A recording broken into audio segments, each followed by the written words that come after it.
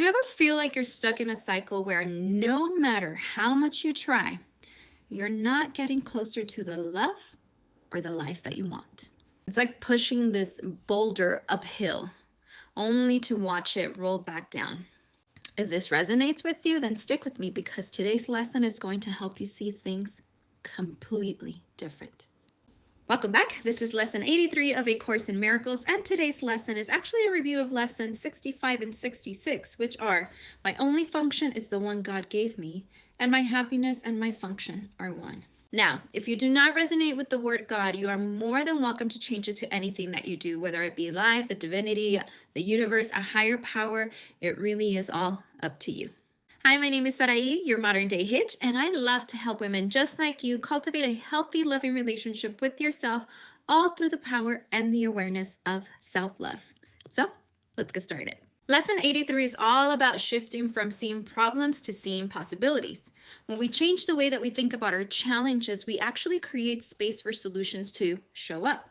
So let's dive into some examples of how you can apply this lesson starting today. So you finally made the decision to take a break from those dreaded dating apps.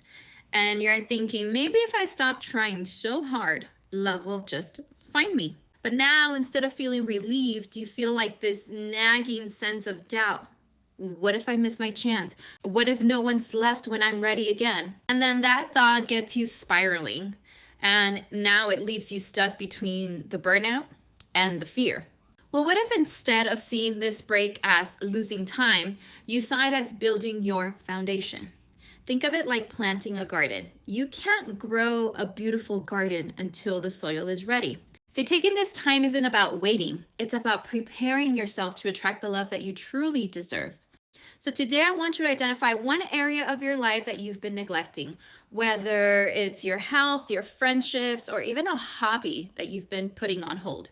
Spend about 20 minutes nurturing that area and start refocusing on you. When you do this, you're actually sending a message to the universe and to yourself that you're ready for something real.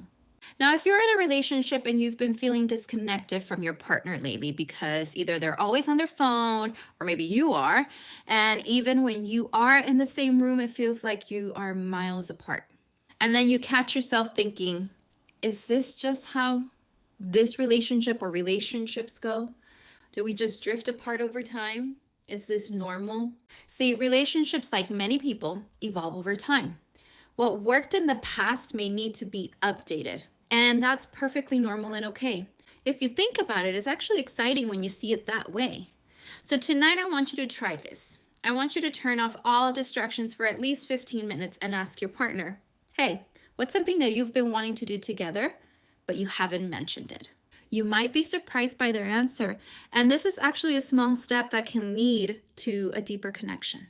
Now, let's say that you've been working so hard on yourself. You're reading the books, you're doing the healing, you're showing up for your therapy or your coaching, but then out of nowhere, an old fear pops up. Maybe it's that little voice in the back of your head saying, we don't deserve this, we're not good enough, things always fall through for us, things never work out for us.